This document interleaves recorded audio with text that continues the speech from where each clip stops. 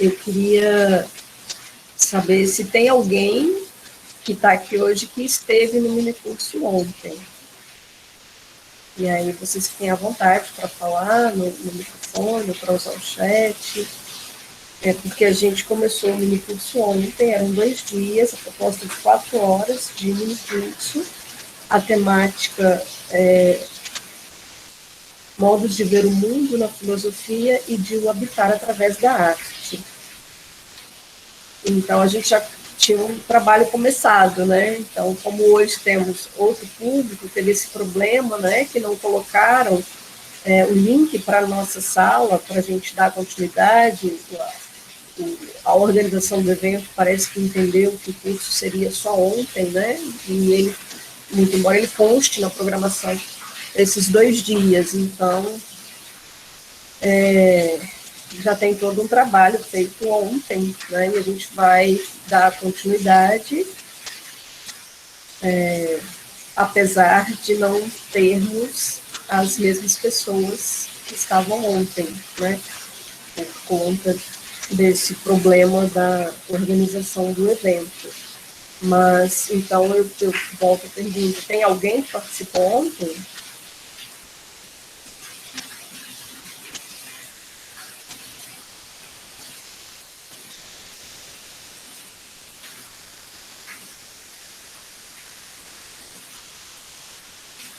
Eu gostaria de um retorno de vocês, de uma conversa, né? Nós estamos mediados pelas tecnologias e é necessário que o humano se sobreponha à técnica, né? É necessário que haja diálogo para que a gente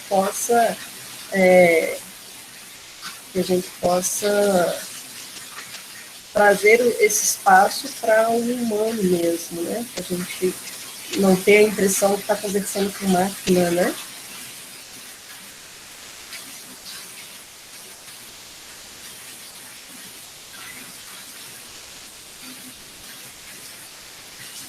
Bom, eu não sei como foi que vocês chegaram até aqui. O nosso minicurso é sobre filosofia e arte, né? E aí eu gostaria de saber se vocês têm interesse em discutir filosofia e arte, vocês querem, de fato, participar. Eu gostaria de ouvi-los. É que os meninos estão respondendo no chat. A senhora consegue ler ou a senhora prefere que a gente fale por áudio? Eu prefiro que vocês falem no áudio, com certeza. Tá bom. Na verdade, eu preferia que vocês abrissem as câmeras, que a gente pudesse conversar, né? Que a gente estivesse se vendo, que a gente desse um trato mais humano para o momento de minicurso, né? Que a proposta é que a gente tenha uma boa conversa, né? Uma boa prosa sobre 2 temáticas que são muito boas de se conversar e são muito propícias, né, para o diálogo. Então, para mim, eu preciso desse feedback, eu preciso desse retorno de vocês, até porque eu tinha um trabalho começado e foi muito frustrante não conseguir dar continuidade a esse trabalho com esse público que já estava, e a gente passou 2 horas junto discutindo, então a gente já tinha feito um trabalho e hoje era o término, né, o término dessa proposta. Então, de fato, eu preciso de sentir que vocês estão presentes, de fato, entenderam?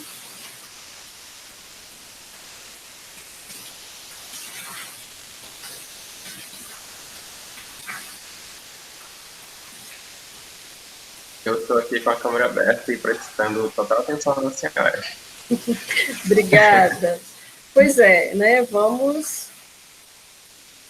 ver o que a gente faz, né? Na minha proposta ontem, eu trabalhei com a ideia de visão de mundo a partir da perspectiva filosófica do Platão.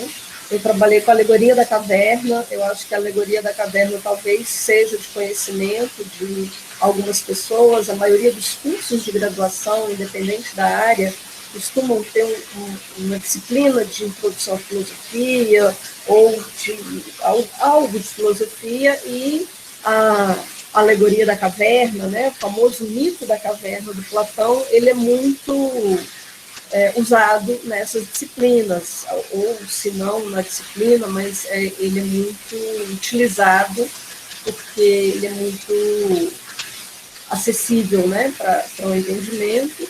Então a gente começou por ele, né, falando qual era a visão do mundo de Platão, como que Platão sentiu a necessidade de dividir o mundo em dois mundos, né? A gente tem uma divisão do mundo, uma compreensão de que o mundo sensível é diferente do mundo inteligível, né? O mundo sensível é o mundo que a gente vive, onde nos chegam as fontes, né, do conhecimento, onde a gente consegue ver, ouvir, né, onde a gente consegue, pelo tato, sentir. Então, esse mundo sensível, para o Platão, ele não é a totalidade do mundo, muito pelo contrário. Esse mundo, para ele, é um mundo que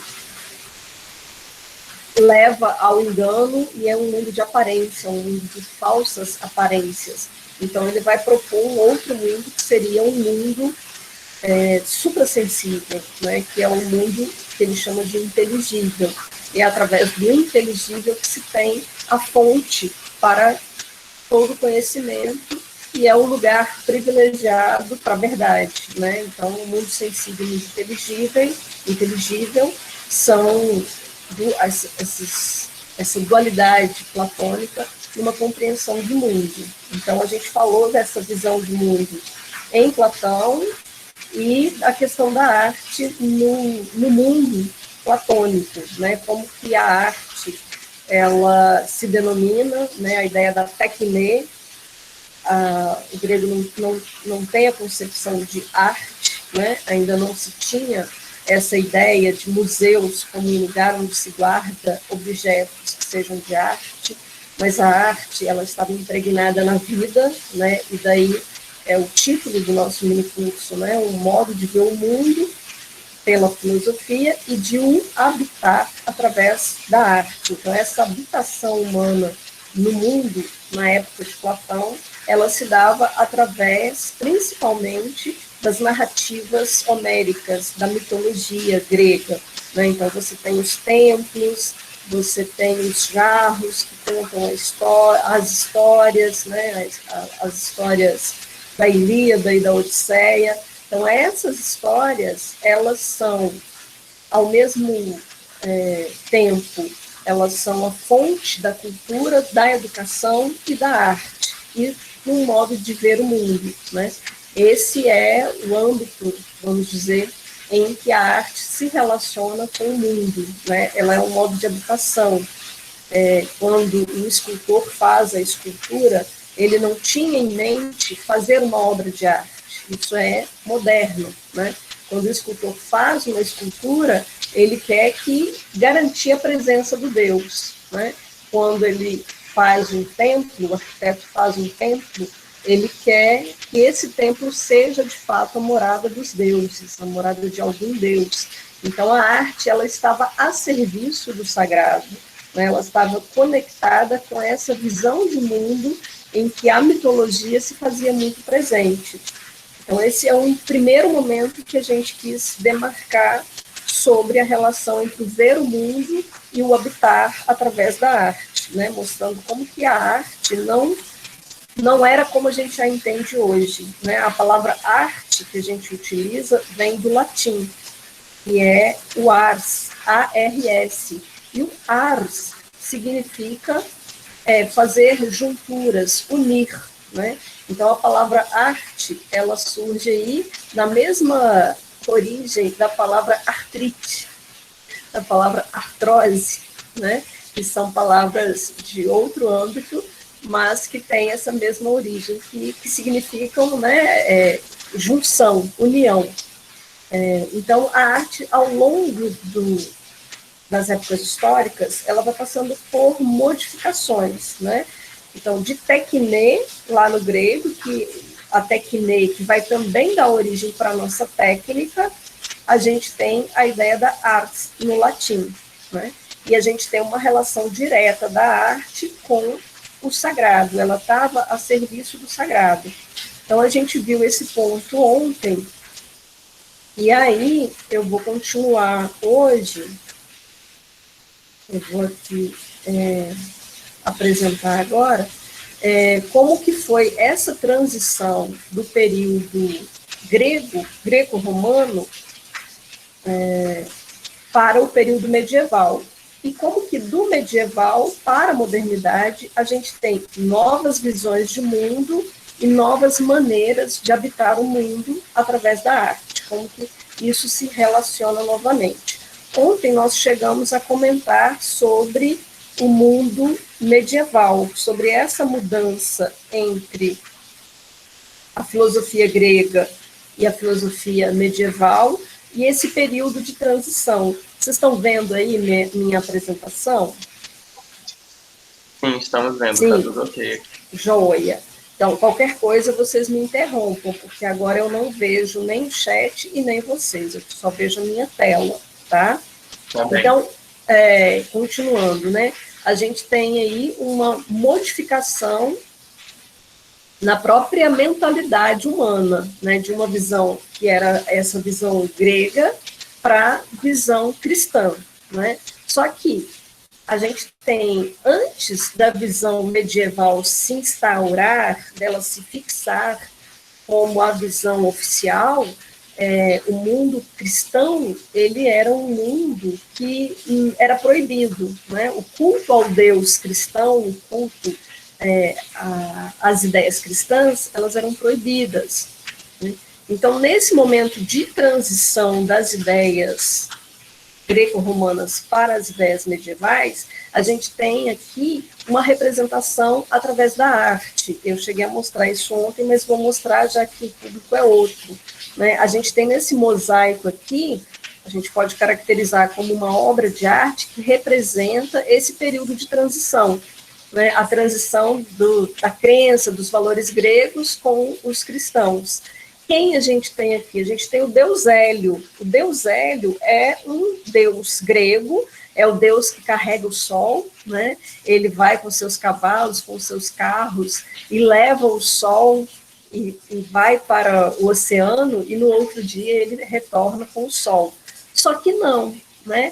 Se vocês repararem, o deus Hélio, que era um deus que sim, era obrigatório, né, o culto do deus Hélio, ele tem na sua representação a figura do Cristo, né? Mas a figura de Cristo, nessa época, no século III, ela era proibida, né? Então, com certeza, quem fez esse mosaico, né, esse mosaico, inclusive, ele está lá no Vaticano, na necrópole do Vaticano, próximo aí ao túmulo de Pedro, né, de São Pedro.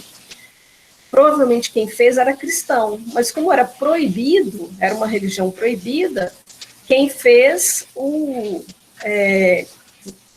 falseou com a representação do deus Hélio, né, o deus Sol, que é também uma mitologia muito bonita, muito interessante. Aqui eu trouxe a referência a Constantino, que foi o imperador romano que primeiramente possibilitou que os cristãos pudessem cultuar o seu Deus, né, a Cristo, e o Teodósio, né, que está representado nessa moeda, que foi o imperador que tornou a religião cristã oficial. Mas então, o que a gente tem nesse momento histórico? A gente tem um momento histórico de transição. E é nesse momento histórico de transição que vive o nosso filósofo Agostinho, ou o Santo Agostinho, para os cristãos, né? Santo Agostinho vive em 354 a 430 depois de Cristo. Portanto, na época em que o cristianismo está começando a ser a religião oficial. E o Agostinho, ele vai ser o filósofo fundamental que vai trazer muito do conhecimento greco-romano e aplicar esse conhecimento no mundo cristão, né? Agostinho traz algumas considerações sobre o belo, né? Só que a beleza para este filósofo, ela está associada a Deus, ao Criador, né? Então a gente tem aí uma fala do Agostinho, né?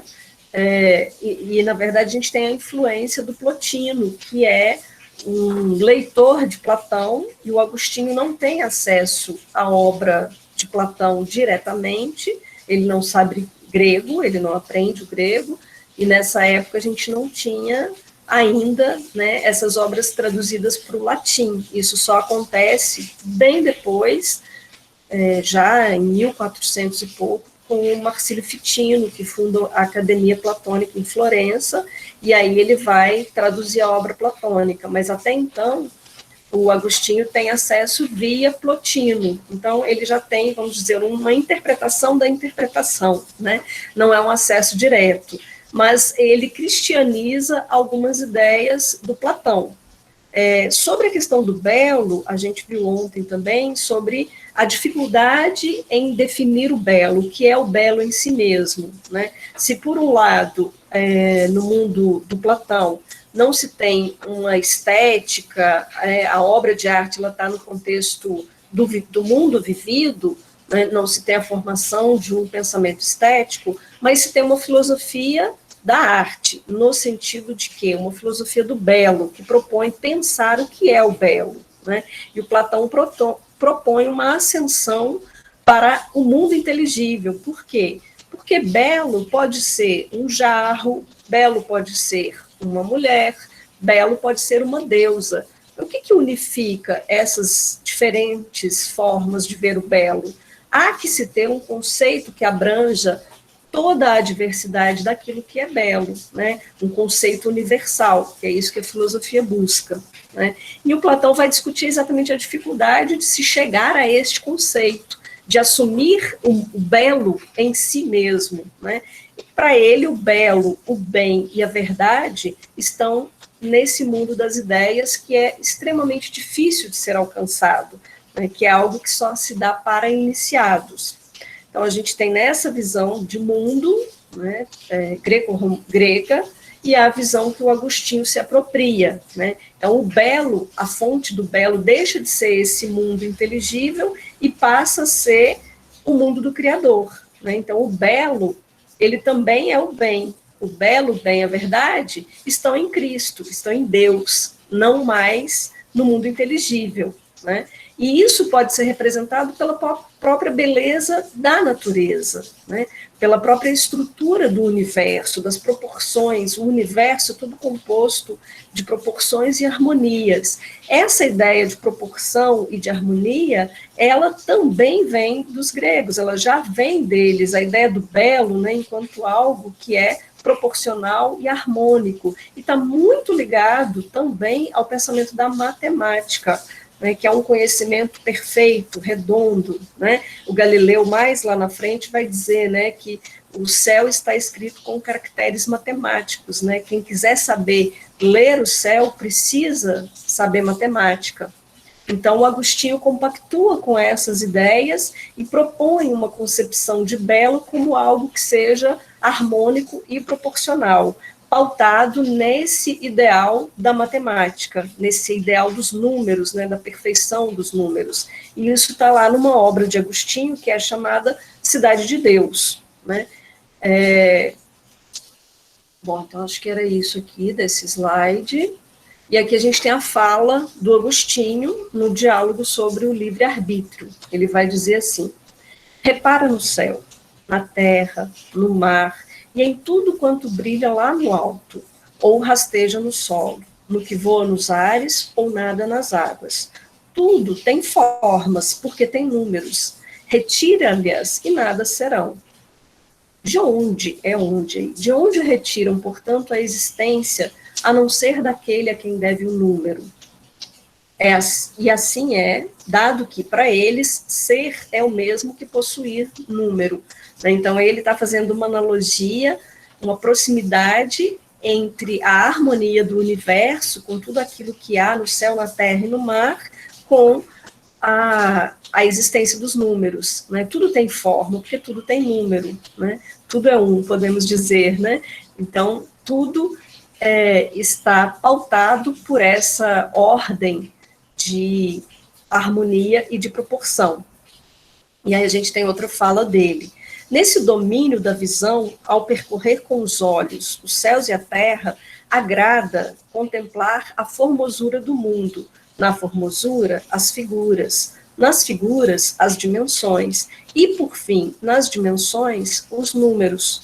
tudo isso é como uma escola para o mundo do pensamento e da intuição interior, universo mental íntimo, onde se encontra o fulgor da verdade. Isso é a obra da ordem. Então, aqui, mais uma vez, a gente tem essa característica, né, da relação entre a proporcionalidade e a harmonia com a estrutura do mundo, com tudo aquilo que há, né, de formosura, tudo aquilo que agrada, ou seja, tudo aquilo que é belo, né, é belo porque é harmônico e é proporcional, e foi feito por um criador. Tem um criador que dispôs o mundo dessa forma, e cabe ao ser humano apreciá-la, né? Então, aqui, a gente já viu, né, o Constantino, que vai permitir aos cristãos fazerem seus cultos, e o Teodósio, que vai oficializar a religião cristã, católica cristã, como religião oficial do Estado,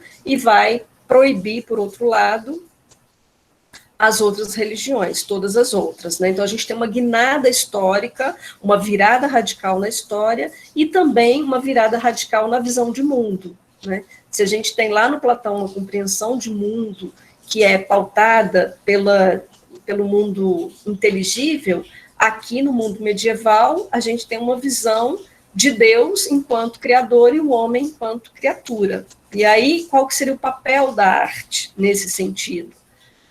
O papel da arte também está ligado ao sagrado, assim como lá para os gregos. Só que a representação agora que cabe à arte, né, é o referencial da arte, não são os deuses, mas é o Deus, né? Então, a gente tem uma substituição de inúmeros deuses por um único Deus, né?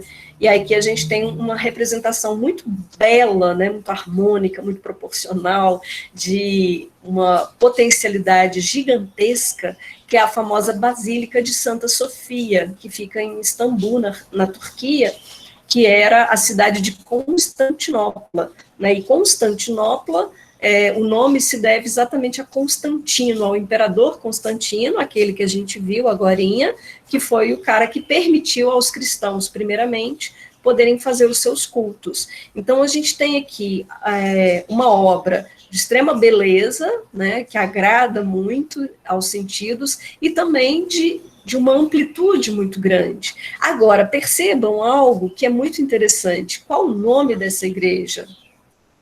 Santa Sofia. Quem é a Sofia? Vocês sabem? Na sabedoria? Exatamente. Eu não sei. Obrigada. Não é curioso que a gente tenha uma igreja cristã com o nome de Sofia? No mínimo curioso, né? Por que isso acontece? Porque a gente ainda está nesse período de transição. Se, por um lado, a Igreja Católica agora é oficial, por outro lado, não se muda uma mentalidade de um dia para o outro, né? Então, você ainda tem uma influência da mentalidade grega. Por que ela deixa de existir? Porque ela é proibida, não se pode mais, né? Não se pode mais cultuar deuses, não se pode mais falar de Apolo, de Dionísio, de Baco, de Artemis, de quem mais? Né, desses deuses gregos, não se pode mais, é proibido. Né? Mas, por outro lado, assim como a gente viu lá naquela obra do Deus Hélio e de Cristo, né, é uma transição ao contrário agora. Lá a gente tem o Deus Hélio, que era cultuado, mas tem um Cristo por detrás. Aqui a gente tem uma obra que é cristã, mas a gente tem algo que é extremamente grego, né, que é a palavra Sofia, que dá origem à palavra filosofia, né, que é o amigo do saber, aquele que cultiva a sabedoria, e a gente tem isso num contexto já cristão, né? E olha a época, né? Ela foi construída entre 532 e 537, e ela vai se tornar uma mesquita lá em 1453, quando os turcos otomanos tomam o Império Oriental, né, o Império Romano do Oriente. Ele vai terminar com a tomada pelos turcos, e aí os turcos Na verdade, eles pegam de volta aquilo que já era deles antes da invasão dos imperadores romanos, né? E aí, 1453 é considerado um marco para o final do período medieval e o início da modernidade, né? Assim como as grandes navegações com a colonização, o fim do Império Romano do Oriente, né? Isso em 1453. Aqui a gente está no início, na construção. Desse lado direito, eu trouxe para vocês verem por dentro, para a gente ver essa ideia da magnitude, né? Essa ideia da superpotência divina e de como que o ser humano fica pequenininho. E é essa a ideia, esse o interesse da igreja em utilizar a arte como forma de o ser humano saber o seu lugar no mundo, né? Por que se faz nessa dimensão? Para a gente ver como somos pequenos, né? E aí a gente tem vários exemplos, inclusive tem a fala de um papa, que no início do período medieval vai dizer que aquelas imagens das igrejas, elas tinham um sentido educativo, né, que era para educar as pessoas que não sabiam ler, para elas terem os valores cristãos. Então, a arte, o tempo todo, está sendo utilizada com uma finalidade que é educativa e que é, vamos dizer, antes de tudo, ética e é cultural, né? Então, ela está passando valores, a arte está tendo essa função. Tem uma outra pintura que eu acho muito legal, é o chamado Cristo Pantocrator, que também é uma têmpera, né, é uma pintura na parede lá dentro da Santa Sofia. Eu gosto muito dessa pintura, primeiro, porque ela traz a representação de Cristo fora daquele padrão louro de olho azul, né, que a gente costuma ver por aí, que é também um falseamento, né, porque o Cristo, sendo do Oriente, ele não era nem loiro nem tinha olho azul, então aqui condiz mais com as características étnicas, né, do Cristo. Isso está lá, e o interessante é o nome, que também está em grego, né? O Pantocrator. Quem é o Pantocrator? O Krator é o poderoso, é aquele que tem o poder, e o Panta é o todo. Então, é o Cristo Todo-Poderoso, né? Então, a gente está ainda nesse universo aí de transição de um período para o outro. Tem uma outra figura que eu trouxe para mostrar para vocês, que já é lá no final da Idade Média, né, quando a Idade Média já está quase no seu fim, que é mostrando como que a arte estava voltada com essa função de mostrar as histórias, as narrativas bíblicas, né? A gente tem aqui duas obras. A primeira é a Adoração dos Três Reis Magos e a segunda é a Anunciação, né? E todas duas do mesmo autor, que é Fra Angélico. Ele começa primeiramente pintando dentro das paredes dos mosteiros onde ele estava, e ele vai melhorando a sua pintura, né? A sua pintura vai evoluindo, ele vai pintando nas igrejas também, mas a temática da pintura no período medieval, ela é religiosa, né? A temática da pintura no período grego, ela é religiosa, são religiões diferentes, mas a arte, de maneira geral, cumpre funções aí. Por que isso eu quero demarcar? Porque isso vai mudar radicalmente daqui a pouco, quando a gente chegar na modernidade, né? Então, aqui a gente tem, por exemplo, a Anunciação, que é a Anunciação quando o anjo Gabriel vai dizer para Maria que ela estava esperando um filho, né, que ela teria um filho. Então, nessa obra Anunciação, ele faz o que é chamado de uma nova aliança. Vocês podem ver nesse primeiro plano dessa obra, a gente tem uma referência a Adão e Eva, né? Então, Adão e Eva, eles estão presentes lá no Gênesis, lá no começo, né? Então, aqui é considerada essa nova aliança. Então, o que a arte vem trazer? Ela vem, através das imagens, de maneira muito simples, fazer com que as pessoas sejam educadas nos seus valores, né? Então, ela está cumprindo esse papel educativo. Aqui a gente tem um filósofo, que é Boécio, que ele foi um romano, ele era um tradutor, ele é muito considerado por ter traduzido obras importantes. E o Boécio, ele tem uma história muito peculiar. O Boécio, ele era uma figura nobre, uma figura que vivia entre reis, entre a nobreza, e em um determinado momento ele teve uma fala infeliz, E aí ficou subentendido que ele estava apoiando o Império Romano do Oriente. Ele falou uma brincadeira, pronto, ele foi preso e condenado. E ele escreve uma obra quando ele estava na prisão, que é exatamente a Consolação da Filosofia, e nessa obra ele vai, vamos dizer, ele vai sublimar, né, todo o sentimento que ele sente, falando sobre a ideia da sabedoria, da verdadeira sabedoria e do amor de Deus, como sendo o caminho humano na Terra, né? A verdadeira felicidade, ela está na sabedoria e no amor de Deus. E o Boécio vai seguir essa tradição do belo que já está lá no Platão, né? O belo como algo que é espiritualizado, que está acima do sensível. E aí a gente tem uma fala muito legal do Boécio, ele vai dizer assim: e se, como diz Aristóteles, se os homens usassem dos olhos de Linceu, de tal modo que sua visão atravessasse os obstáculos, não é verdade que o famoso corpo de Alcibíades... Opa, cadê?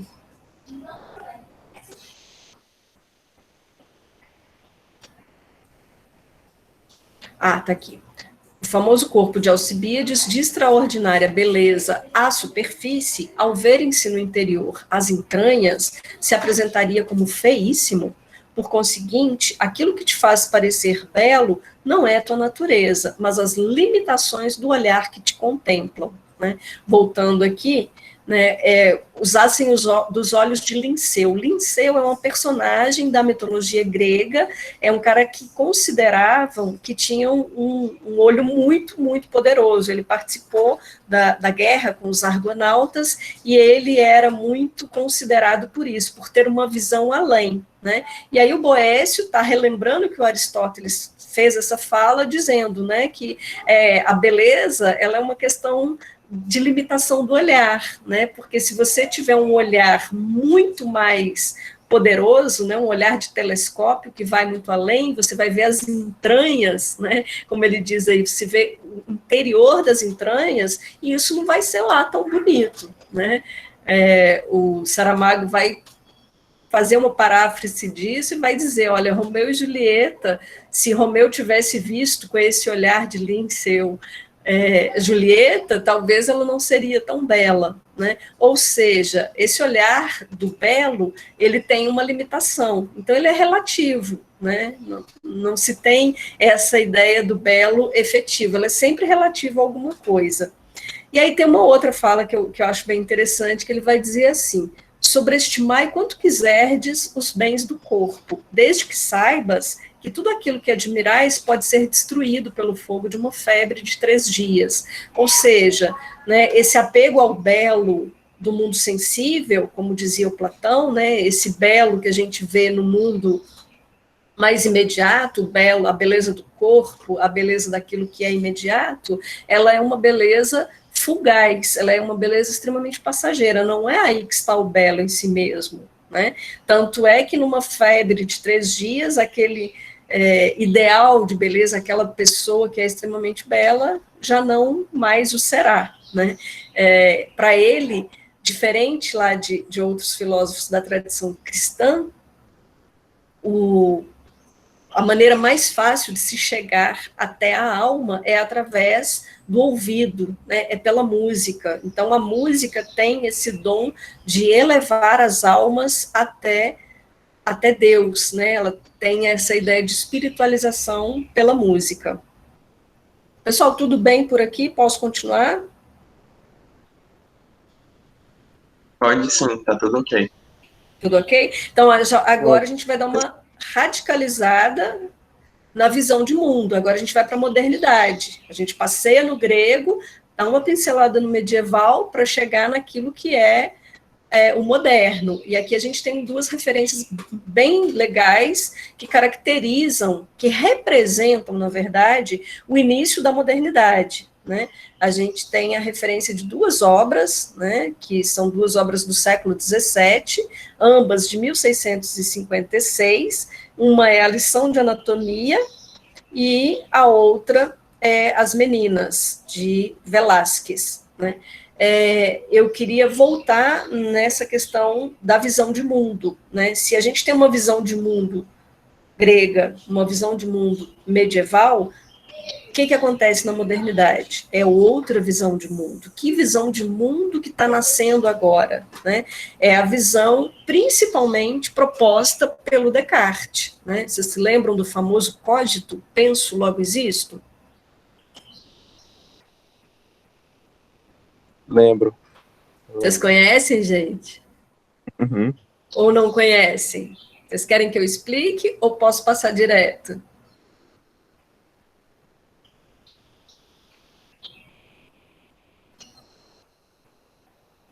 Acho que é só você. Eu me lembro. Será que pode ir? É porque o pessoal está dormindo ainda. Olha só, o cogito cartesiano, o famoso penso, logo existo, vou dar um resuminho aqui para vocês. Qual é a ideia do Descartes? Descartes vive no século XVII, né? Essa obra, Discurso do Método, quando ele propõe o cogito, ela é escrita em 1630, século XVII, portanto, na Europa, ele é francês, né?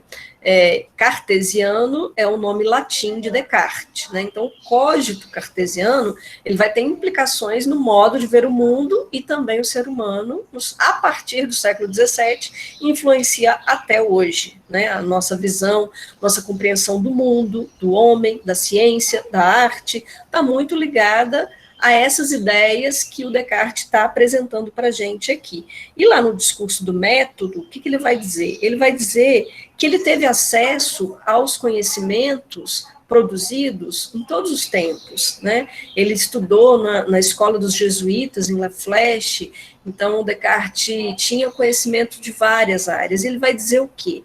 Tudo que ele conhecia até então poderia ser questionado, que não havia nenhum conhecimento que era indubitável, que era sem dúvida correto e verdadeiro. Tudo poderia ser questionado. Se tudo pode ser questionado, ele vai chegar a uma primeira certeza. Qual seria essa certeza? A que ele duvida. A única certeza que ele tem é que ele pode duvidar de tudo, de todo conhecimento ele pode colocar em dúvida. Mas se ele pode duvidar, ele pensa. Se ele pensa, ele existe. E aí chega-se a ideia do cogito. Se eu penso, logo eu existo. Existo enquanto uma coisa que pensa. O termo que ele usa é res. Res, em latim, é coisa, né? O res de res pública, né? De coisa pública. Então, eu sou uma coisa, né? Nós somos uma coisa que pensa. Mas e o corpo? O corpo é outra coisa. O que é o corpo? É a res extensa. Né? Então, ele vai começar a pensar o mundo e o ser humano a partir de uma outra visão. Essa visão não está mais pautada em valores teológicos ou religiosos ou mitológicos. Ela está pautada em quê? Quem vai me responder? Chutem. Vai ser pautada na capacidade da razão humana. Né? Ou seja, aquilo que eu posso duvidar é aquilo que eu posso pensar. Se eu duvido, eu penso. Se eu penso, eu existo. Então, a razão humana vai ser a base para o caminho para a verdade. Né? E aí ele escreve esse discurso do método com essa ideia, né? um método para se chegar à verdade. E aí, o Descartes, como um bom filósofo de sua época, ele é um matemático, né? Ele também cultiva os valores da matemática e ele vai considerar que entre todas as ciências, a matemática é a única que leva ele mais próximo da verdade. Aquela ideia básica, 2 e 2 são 4, e isso não muda nem no sonho, né? Ou seja, é uma verdade substancial. E essa verdade... o caminho para chegar a essa verdade é a matemática. Então, ele vai pautar a sua obra filosófica a partir do método, inspirado no método da matemática, da geometria, né? Porque são ciências exatas que, de fato, elevam, conseguem fazer com que se tenha mais conhecimentos. Então, com isso, está nascendo um novo tempo, né? Isso que a gente chama, depois de alguns séculos, de modernidade. Né? Na época do Descartes, ele ainda tem que se ver com a religião cristã, católico-cristã. né? Ele coloca Deus na sua obra, no discurso do método, você lá tem Deus lá. Por que tem Deus? Porque ele estava no pleno período da Inquisição, né? No período da Inquisição, a Igreja Católica, se você falasse algo que a Igreja não concordasse, que estivesse fora do dogma da Igreja, a Igreja te condenaria e ela poderia te levar para a fogueira, vivo, como ela fez com Giordano Bruno, que é outro filósofo, né? Então, a visão de mundo medieval, ela não permitia determinados questionamentos e conhecimentos. Todas as universidades que existiam tinham que estar de acordo com o seu pensamento. Essa tela que eu coloquei para vocês verem, ela tem a ver com esse período de transição do medievo para a modernidade, quando começa-se a abrir os corpos para investigar, porque até então era proibido, a igreja proibia, porque o corpo é considerado como algo sagrado. Então não se podia abrir os corpos e investigar. Isso está começando a acontecer no século XVII, nesse momento representado por uma revalorização da razão.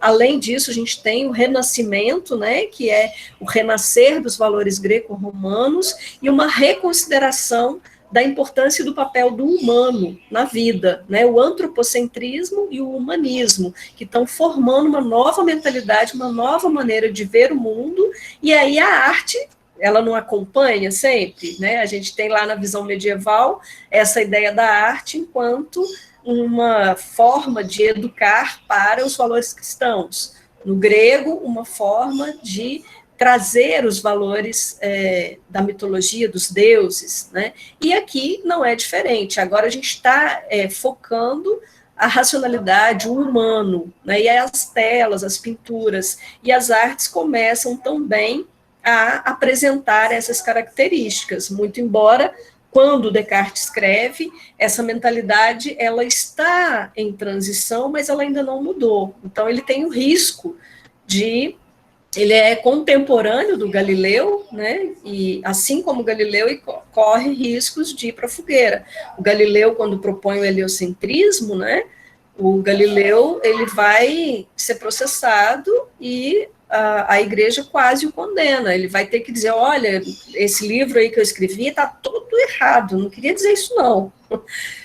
E ele é obrigado a viver o resto da vida em cárcere privado, na casa dele, né? Então, tendo isso em vista, o Descartes precisa colocar na sua teoria Deus, para não correr riscos de também ser processado e julgado pela igreja por estar promovendo ideias que não são de acordo com aquilo que ela propõe. Então, a gente tem aí, mais uma vez, esse período de transição, né? A mentalidade não muda do dia para a noite. A gente tem um período assim, aqui o medievo já acabou, historicamente sim, né? Com a queda do Império Romano do Oriente, lá em 1453, com as grandes navegações, com a vinda dos europeus para a América, se diz, né, historicamente, que o medieval acabou. Mas, na prática, a mentalidade medieval ainda é preponderante e vigente. Então, a Igreja Católica ela ainda detém muito poder,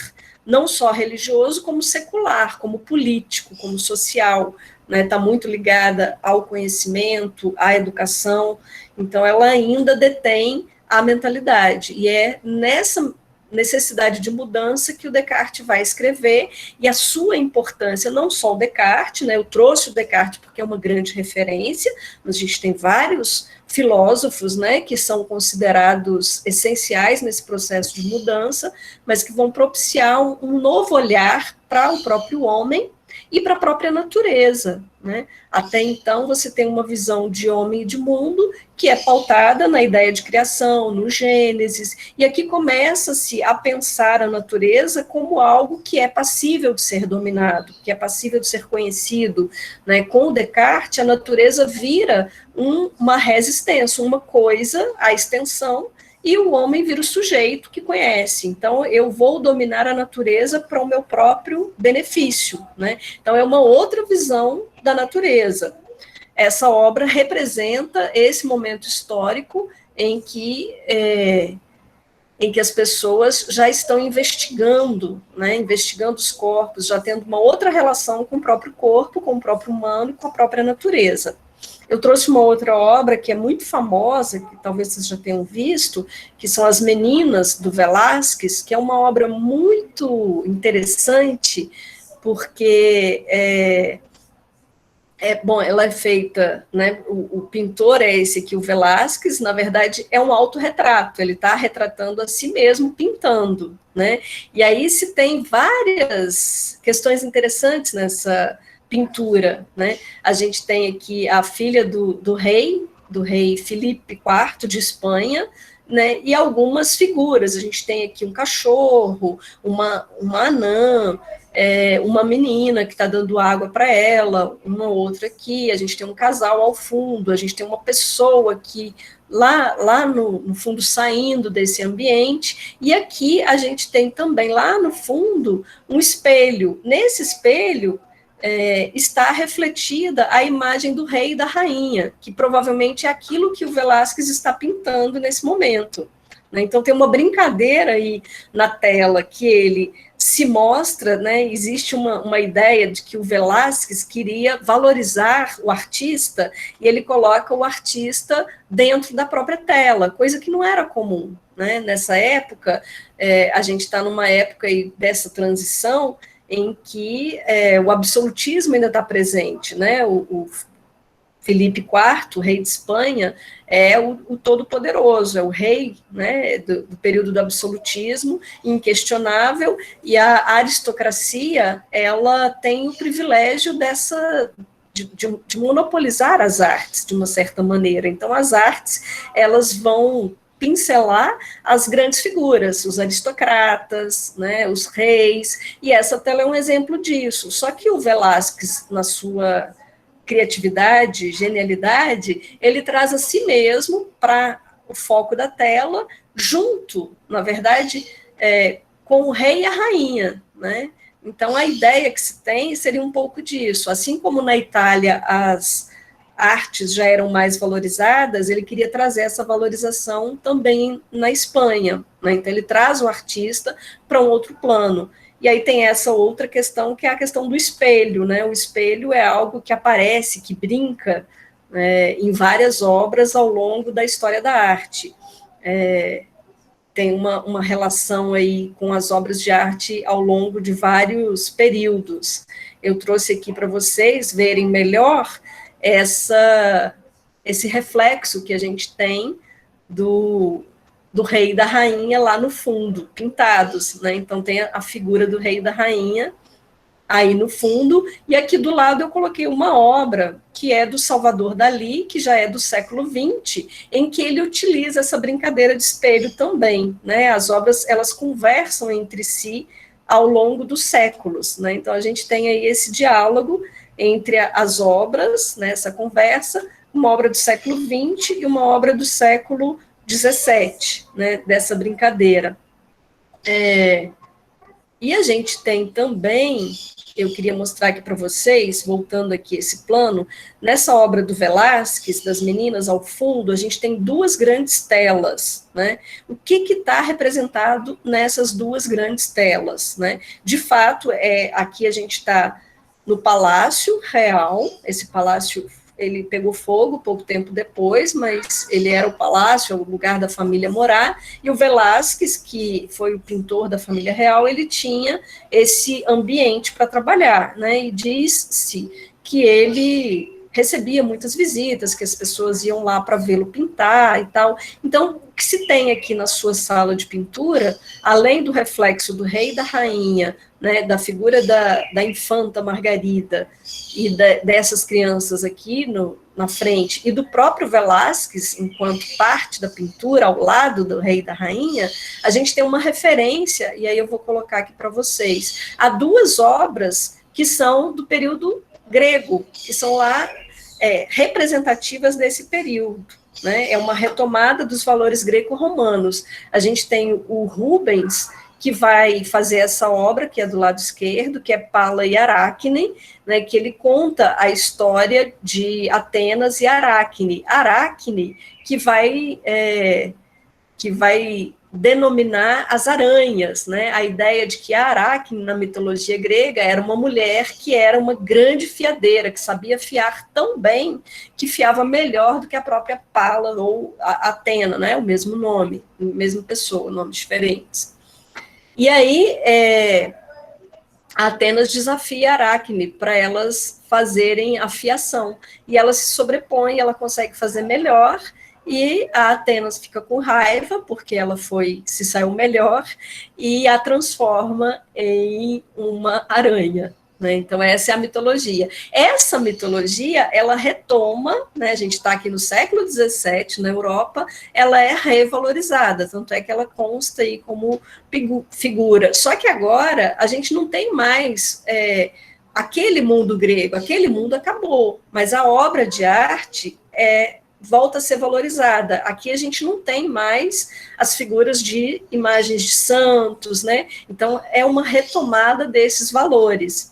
Aqui, por outro lado, a gente tem a pintura do Jacob Johannes, que é Apolo e Pan, que é de 1636. Ambas obras são do século XVII. E Apolo e Pan é muito interessante porque o Apolo é um deus, né, o deus da razão, o deus sol, o deus da harmonia, Deus da música. E o Pan toca flauta. E o Pan desafia o Apolo, aquele desafio musical, né? Isso que é tão moderno que hoje em dia se faz, né? De desafiar na música, isso é no rap, né? Nos slams, né? Então se fazia isso na mitologia, né? E esse valor consta, ele retorna no mundo moderno, lá na modernidade, isso aqui nessa obra. Então, aqui a gente vê uma representação de uma visão de mundo moderna, que não está mais pautada nos valores cristãos, que não está mais pautada nos valores gregos, né? Mas está pautada ainda numa certa opulência, numa certa majestade da aristocracia no caso da Espanha. Então, aí a gente pode dizer que se no primeiro momento a arte estava ligada ao sagrado com os gregos, no segundo momento a arte estava ligada ao sagrado com os medievais, num terceiro momento a arte está ligada ao sagrado? Ou ela está ligada agora ao profano? Ao profano. Pois é, então, a ideia é que a arte, ela perde essa aura, né? Walter Benjamin vai falar sobre a perda da aura da arte na modernidade. Por quê? Porque ela não está mais atendendo a algo fora dela, ela não tem mais uma função, ela não cumpre mais essa função do sagrado. Então, qual que é a função dela? Nesse primeiro momento, a função dela está atendendo a aristocracia, né? Ela está atendendo a opulência da aristocracia, que faz questão de se mostrar. Nem todo mundo tinha condições de fazer uma pintura, né? Era caro, era algo que era privilégio da nobreza, da aristocracia. Então, a arte agora ela vai ter esse espaço, né? E aí a gente entram com os questionamentos da função da arte na sociedade, né? E aí a gente tem o período do iluminismo, é o período do iluminismo que vai valorizar mais ainda a razão, né, que começa com Descartes, com o iluminismo. A gente tem a Revolução Francesa, em que o ser humano vai sendo, de fato, elevado, né, como de suma importância, a razão de suma importância, a racionalidade, a experiência, o conhecimento é importante, a ciência é importante, e aí, nesse caminho, onde fica a arte? Né? Aí a gente tem algumas tendências, tem o classicismo na arte, que é esse período aí de retomada dos valores gregos, né? Por isso clássicos são considerados clássicos. No século XIX, a gente tem uma viravolta na arte, tem um período que é chamado período romântico na arte, onde a arte ela quer se desprender desses modelos do classicismo, e ela pretende ser mais solta, a ideia é que o artista vai sair do ateliê e vai pintar ao ar livre, em que as cores da natureza vão fazer parte das suas pinceladas. Aí a gente tem os movimentos como o impressionismo, né, que busca captar o instante, e aí a gente já tem uma relação mais próxima da arte com a técnica, né? Quando a gente tem o advento da fotografia, quando surge a fotografia, a pintura entra em crise. Qual o sentido de uma pintura, de um retrato, né? O retrato é aquele que fazia a cópia fiel de algo que existia. Para que o retrato se eu tenho uma fotografia? A pintura tem que se reinventar. Então, a ideia dos impressionistas é captar o instante, captar aquilo que aparece no mundo, né, no cotidiano, as pessoas, as mulheres, né, o Van Gogh, pouco tempo depois do impressionismo, é o expressionismo, né, Van Gogh vai pegar os trabalhadores no campo, as mulheres lavando roupa, e vai aproveitar este momento, o instante, para captar as luzes, né, o sol. A gente tem o Monet, que vai pintar uma mesma catedral, uma única catedral, várias vezes durante o dia, mostrando que cada hora ela é uma, cada hora ela é diferente. Então, o que a gente tem aqui? A gente tem uma outra concepção de arte, né? Essa concepção de arte que não mais está vinculada ao sagrado, ela está vinculada a quê? Né? Ela vai estar vinculada aos valores humanos, né? A concepção de homem, a concepção de mundo, essa ideia mais do desenvolvimento da ciência, a arte e a ciência vão estar muito unidas, mas ao mesmo tempo vai gerar uma crise, né? A ideia de arte pela arte, né? E aí a gente tem uma obra que é um paradigma nesse universo, que é a obra do Marcel Duchamp, quando ele vai pegar uma obra feita, uma obra que é produto da indústria, né, um vaso sanitário, vai levar para uma exposição, isso em 1900 e pouquinho, 1907, eu acho, e vai levar para a exposição e vai colocar lá, ó, é a fonte, né, vai colocar esse vaso sanitário como sendo uma fonte, e aí? Né, e aí que ele vai causar uma polêmica gigantesca, né, entre a arte, mas ele vai criar um novo paradigma de se pensar a arte. O que seria a arte nessa sociedade atual, desvinculada de valores religiosos, desvinculada de outros valores? Qualquer coisa é arte, um produto industrial é arte, o que é arte é o que eu digo que é arte, quais são os critérios para definir uma obra como obra de arte? Polêmico, né?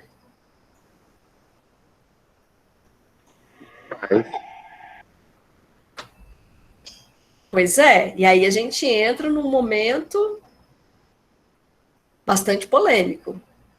A ideia da arte pela arte, né, o questionamento se tudo é arte, nada é arte, um produto industrial também é arte, e aí a gente vai chegando mais próximo da nossa atualidade, da contemporaneidade, inclusive do mundo virtual, né, de como que a técnica, a tecnologia, ela também vai modificar a visão de mundo, a visão de homem, a visão de vida e a arte, né, nesse sentido.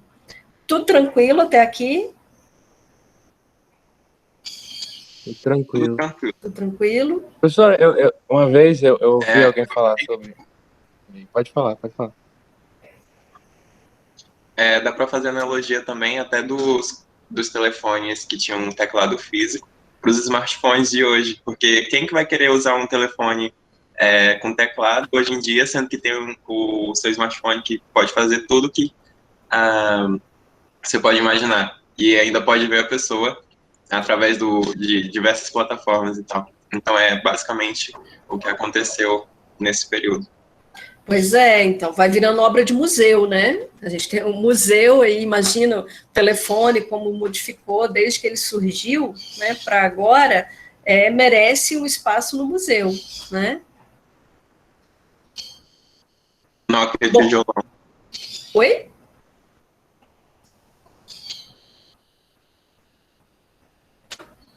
Pessoal, não estou ouvindo. Violão. Desculpa, não ouvi.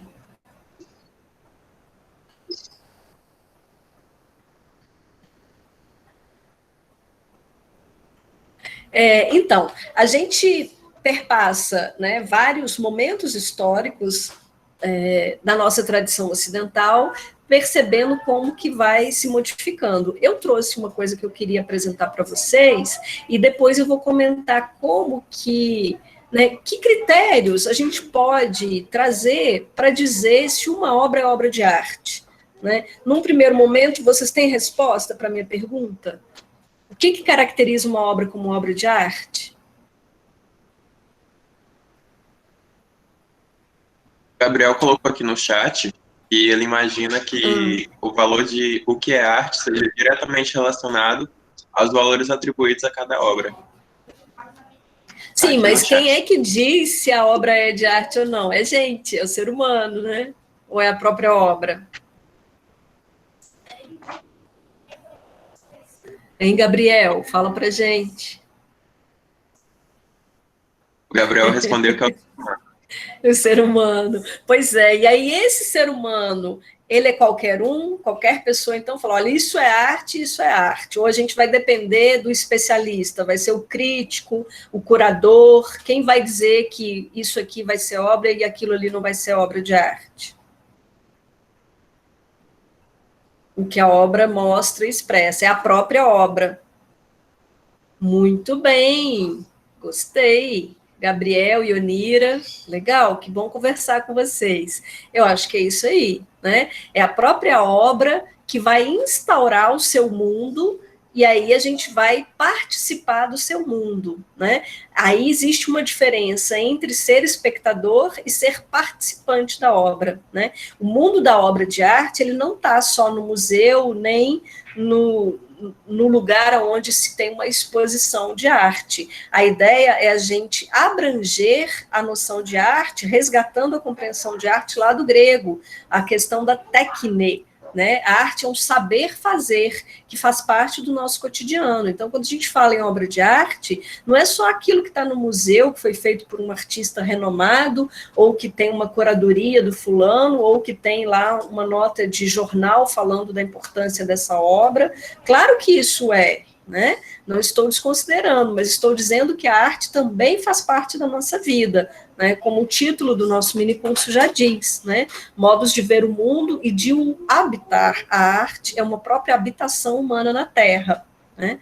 E eu trouxe aqui para vocês verem modos da arte acontecer em outros espaços que não fazem parte do nosso cotidiano, que não constam em grandes museus, mas que fazem parte de uma visão de mundo. Eu trouxe aqui o mundo dos Craô, né?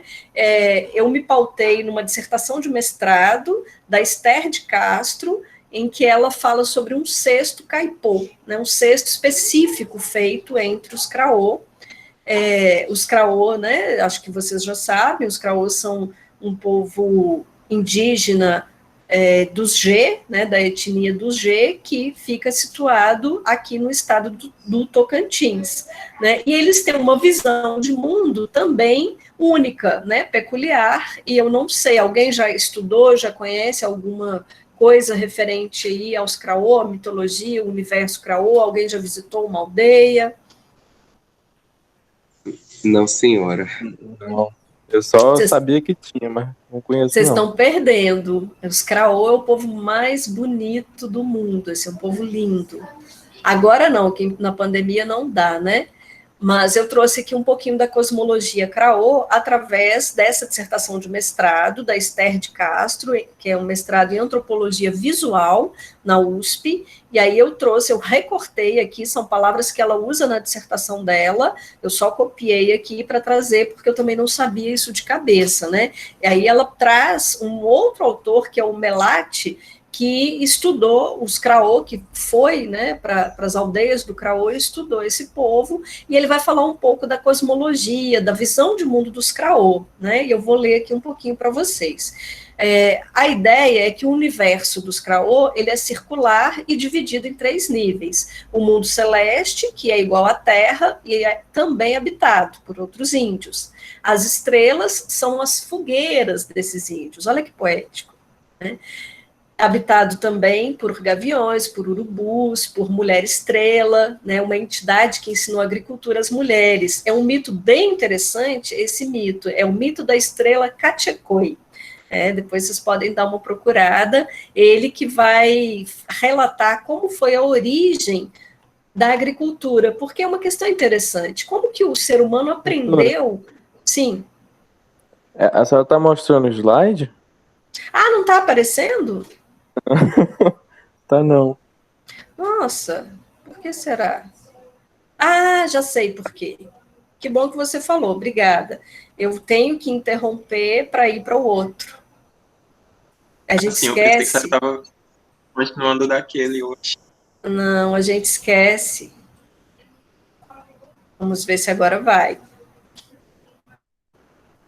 Modos de ver o mundo na filosofia Krauss, apareceu?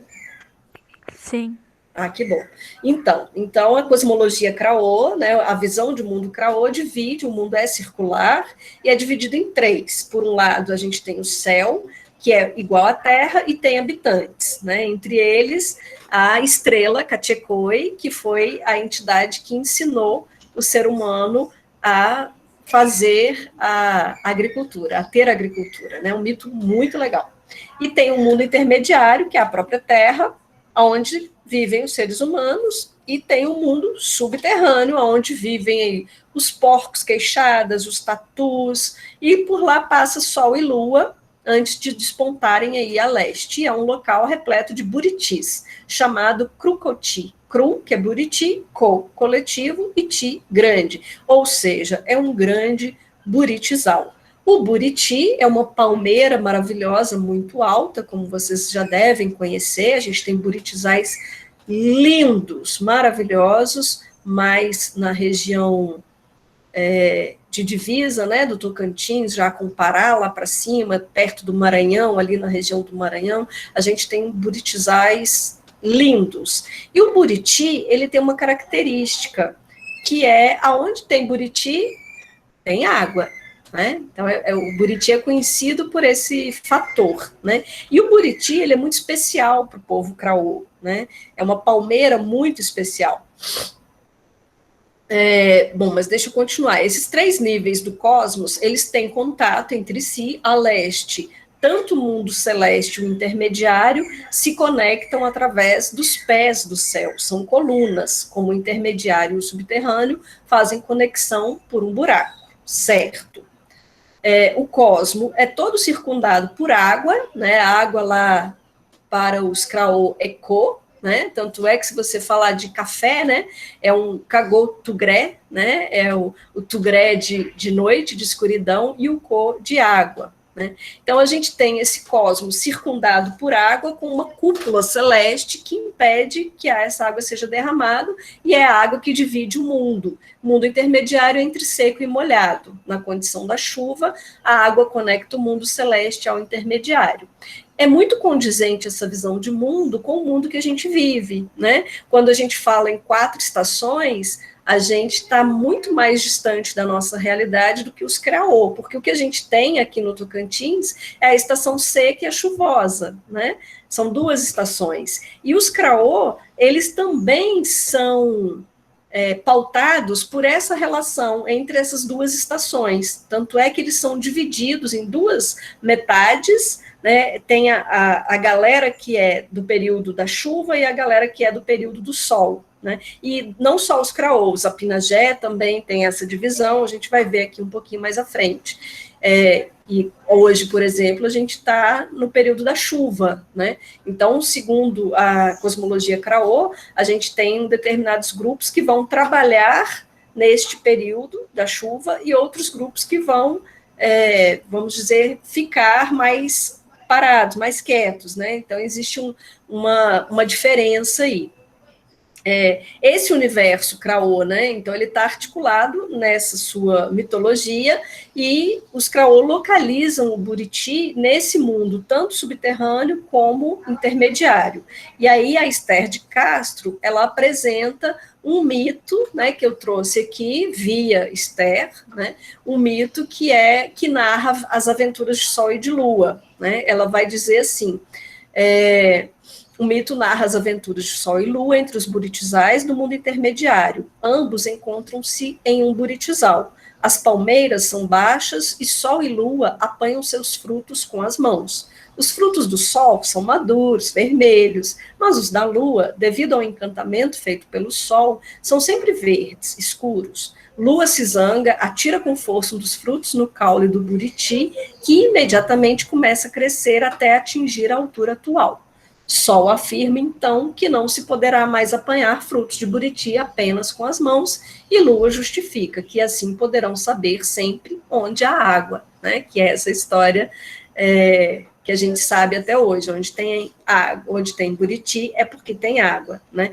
Então, eu estou falando dos buritis porque é exatamente a importância do buriti que vai caracterizar esse artefato que a gente vai falar sobre eles. Bom, sobre esse sistema que eu falei de metades, né, da divisão do mundo Kraô, né, são essas duas metades, Vakmé e Katami, né, são categorias que são fundamentais na ordenação desse universo. Dentro dessa ordenação é que está também a ordenação dos vegetais, né? Eles são classificados segundo tem flores ou frutos na estação chuvosa ou na estação seca, como Katami ou Vakami.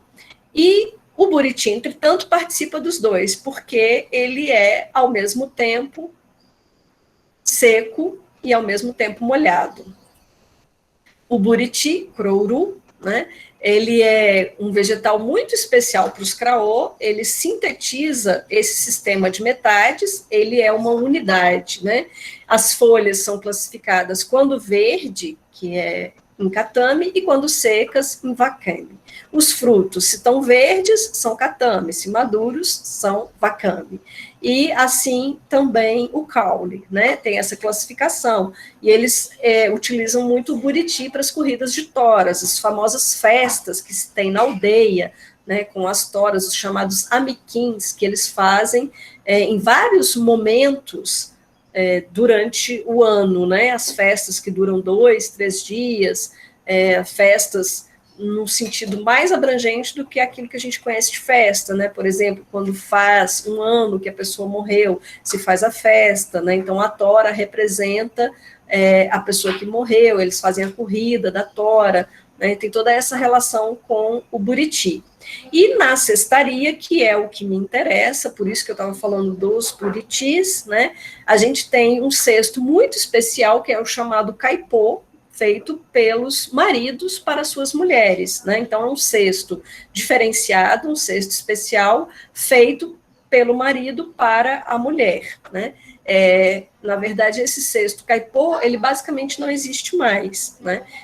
Nessa tradição, essa mudança, né, de tradição, a gente tem alguns costumes que vêm sendo modificados, mas em sua fonte originária, o caipô, ele era feito exclusivamente pelo marido para sua mulher, né, e a gente tem esse desenho, que é da dissertação de mestrado da Esther, que eu tirei, né, ele é feito, então, com a tala do buriti, o que dá uma longevidade, ela tem uma longa duração e ela tem uma representação muito importante, né? O caipô, quando o marido faz para a esposa, ele representa essa relação marido-mulher publicamente, porque entre os Kraô, vamos dizer que se tem vários namoros que não são públicos, que não aparecem. Então, quando o homem faz o caipô para a mulher, isso significa que ele está tornando pública essa relação, que ele está trazendo essa relação, né? E o caipô não é como uma bolsa para ser usada, né? O caipô é para ficar pendurado ali do lado da cama da dona dele, e ela faz uns nós bem difíceis de serem tirados para que aquilo que ele guarda fique protegido, né? E o que ele guarda? Bom, o caipô é um cesto que guarda miudezas e o coco babaçu que tem uma infinidade de usos, né? Se usa o coco babaçu para o cabelo, para o corpo, ele tem uma função essencial na aldeia. Então, ela vai guardar ali os instrumentos para depilação, para o corte, para o cuidado dos cabelos, para o colorido da pele, né, que são feitos, é um processo social que é realizado principalmente pelas mulheres, né? Então, o caipô, ele é esse armarinho que as mulheres guardam esses itens, e que esses itens são restritos, mas eles fazem uma relação com o coletivo, né? Mas são da da mulher.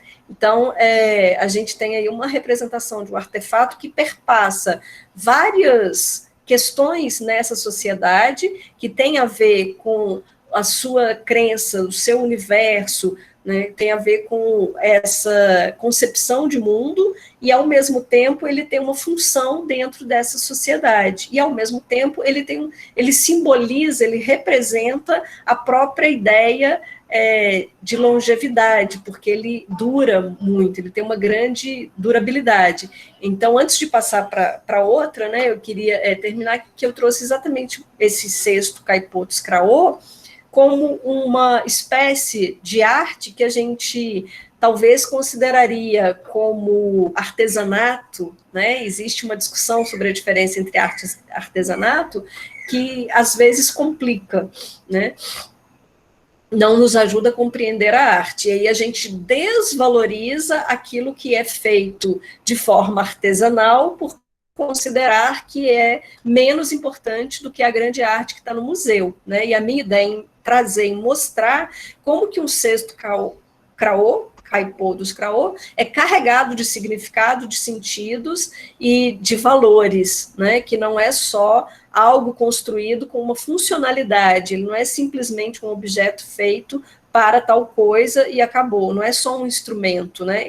Ele acende uma rede de relações que se tornam possíveis através dele. Então, ele tem um outro valor, uma outra importância, muito mais ligada a essa visão de mundo, a construção dessa visão de mundo e sobre a própria identidade desse povo, né, através dessa relação. Eu não vou entrar em detalhes, mas o caipô, ele tem várias formas de ser trançado, né, e isso tem a ver também com essas metades, com essa divisão. Se ele é feito trançado de uma forma ou de outra, você tem mais de 50 tipos de formas de se trançar o cesto caipô, né? Então, você tem especificidades, detalhes que merecem ser conhecidos para a gente ver como que uma obra está inserida dentro da sua rede de relações e como que ela tem um papel ali importante dentro dessas relações e que ela merece ser revista, deixando de ser um simples instrumento para ser considerada uma obra de arte. Podemos passar para frente? Questões? Bom, então vou passar para frente, trazendo agora um outro modo de se ver a arte dentro de contexto de uma visão de mundo que vem da África, que nos vem da África, né, do povo Haiti. E aí a gente tem a região, né, que é do sudeste da Costa do Marfim, que é no lado oeste do rio Comoé, e ao norte da cidade de Abidjan. É uma população tradicionalmente dividida em 12 grupos linguísticos, mas que tem uma unidade cultural e estilística, mas não tem uma centralização política, né? E em função da sua proximidade social, eles são associados aos povos Akan, tais como os Ani e os Baulé. Bom, isso se deveu às ondas migratórias na região. De acordo com a cosmovisão de muitos desses povos da costa ocidental da África, existe um mundo paralelo ao mundo dos vivos, né? Esse mundo, né, na visão de mundo dos Oti, esse mundo é associado com o mundo ancestral, né? Os povos africanos têm uma relação de proximidade com a ancestralidade imensa, né? Uma valorização dos ancestrais que se revela nos seus cultos, né? Então, a gente tem uma estatueta feminina, que é Ati, que está em consonância com essa visão de mundo, e ela é utilizada por sacerdotes como a interlocutora entre esse mundo dos vivos e o mundo dos ancestrais. E é ela que faz, vamos dizer, se faz conhecer as mensagens provindas do mundo ancestral. Aqui a gente tem a estatueta Ati, né, que faz essa conexão do mundo vivido com o mundo ancestral. A gente tem uma estatueta feminina, mas percebam como ela tem uma representação com os músculos bem definidos, né? E ela tem uma representação bem diferente, com muitos apetrechos, né, bem bonita, bem diferenciada.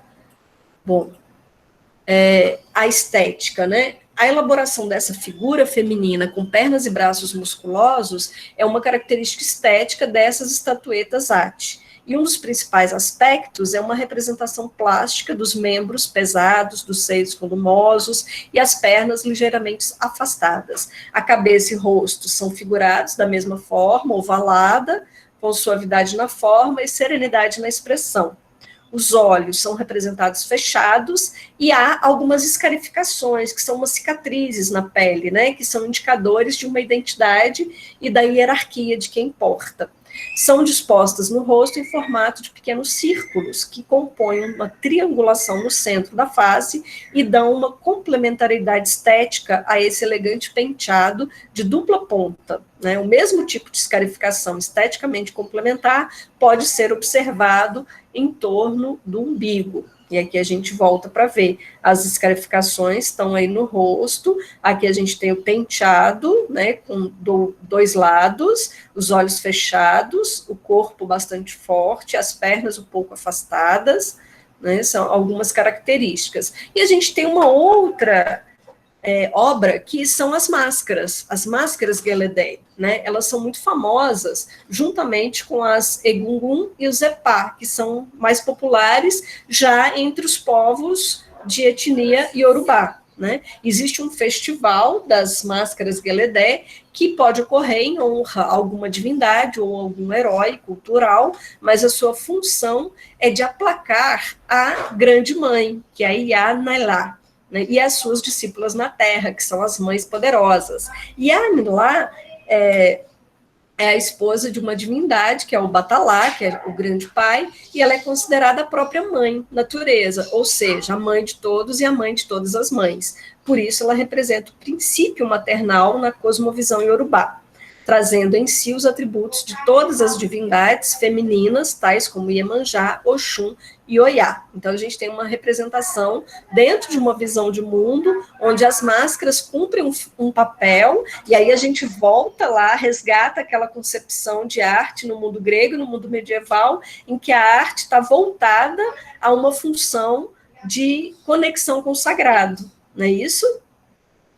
E aí a gente tem outra máscara Guélédé aqui, são vários tipos, né? Esses motivos que são esculpidos aí no topo da máscara estão relacionados a todos os aspectos da vida, né? Inclusive nos atuais, né? Como o uso de máscaras com representação de motocicleta, avião e tecnologias da vida moderna, eles também se apropriaram dessa vida moderna e utilizam esses motivos nas suas máscaras, né?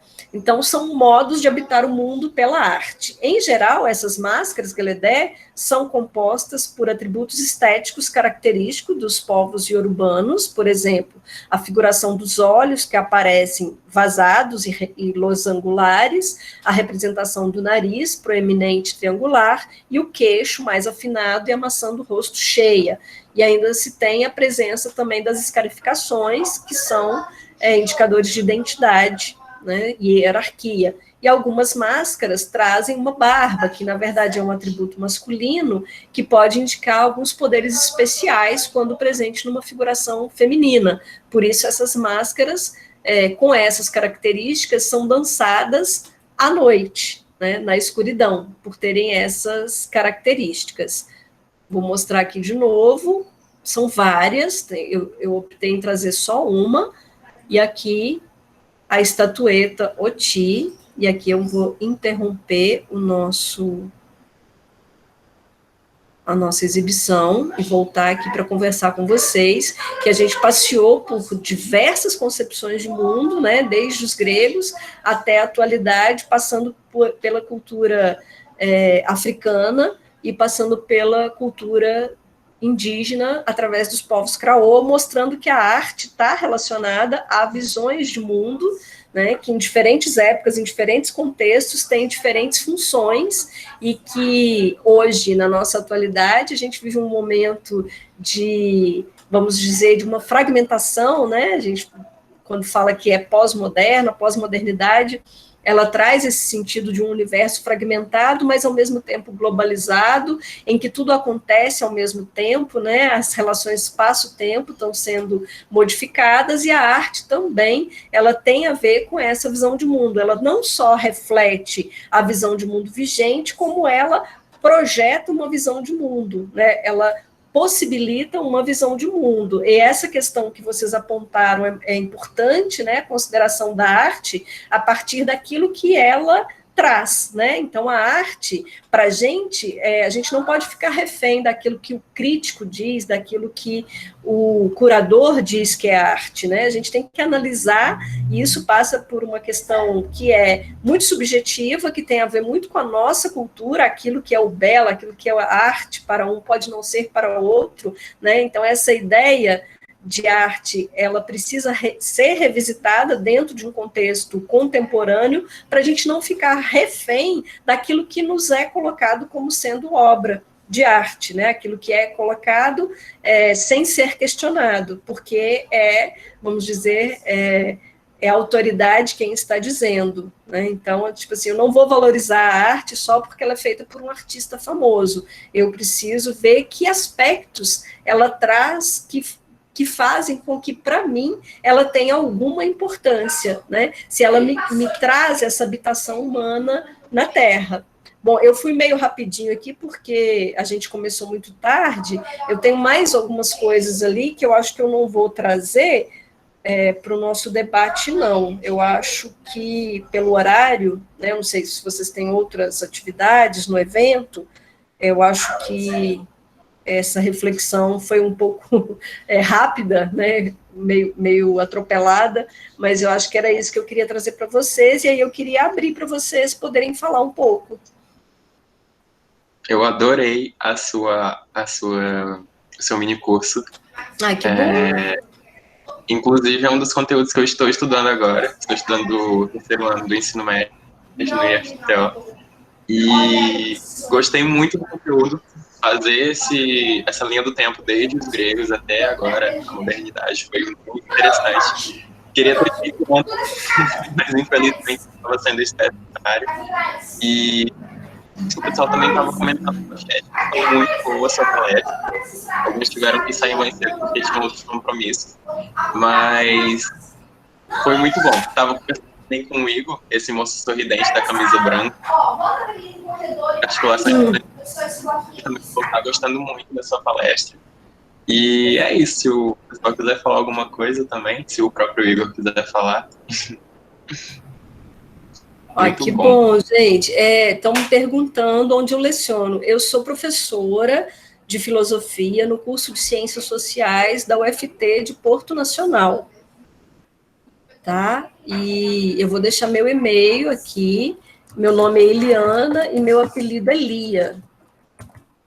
Eu vou deixar aqui meu contato, se alguém quiser trocar uma ideia de arte, de filosofia, né? Eu fiz o meu mestrado e o meu doutorado em filosofia e arte, né? Então, eu estudei filosofia e a arte dentro de um contexto mais contemporâneo, e a gente faz esse link, né? Pegando a arte em várias épocas históricas, e o meu trabalho, o título do meu trabalho de doutorado foi a desconstrução da estética, né?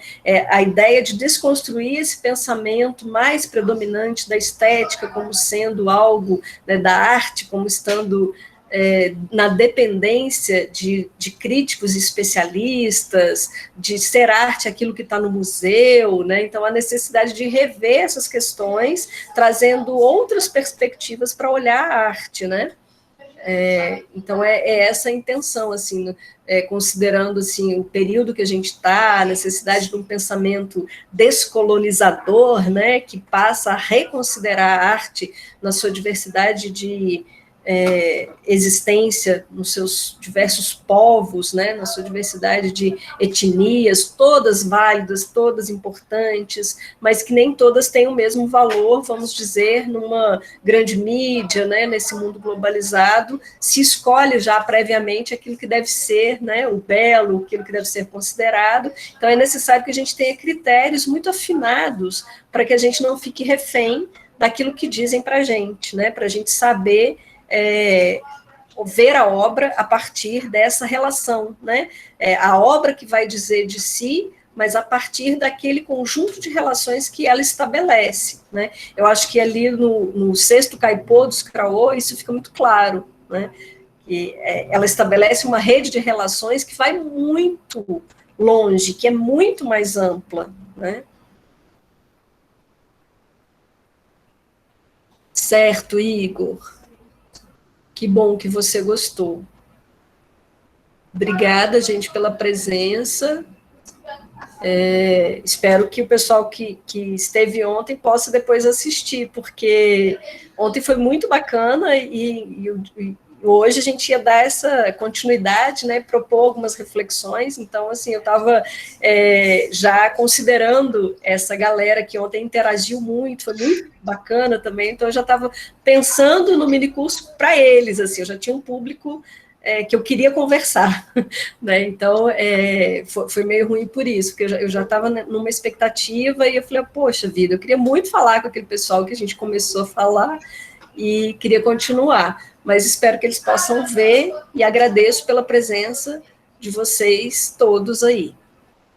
Nós que agradecemos pela sua disponibilidade, pedimos perdão pelo problema na plataforma, mas acredito que todos que participaram conseguiram absorver as suas reflexões e realmente souberam aproveitar esse momento, que para mim foi muito bom. Eu fiquei assim, gente, muito bom isso. Que bom que você gostou. Então tá, gente. Então, boa tarde para vocês e um ótimo final de evento e aproveitem que é sexta-feira. Tchau. Obrigado, Tchau. professor. Boa tarde, Foi muito bom senhora. mesmo. Se cuida. Tchau.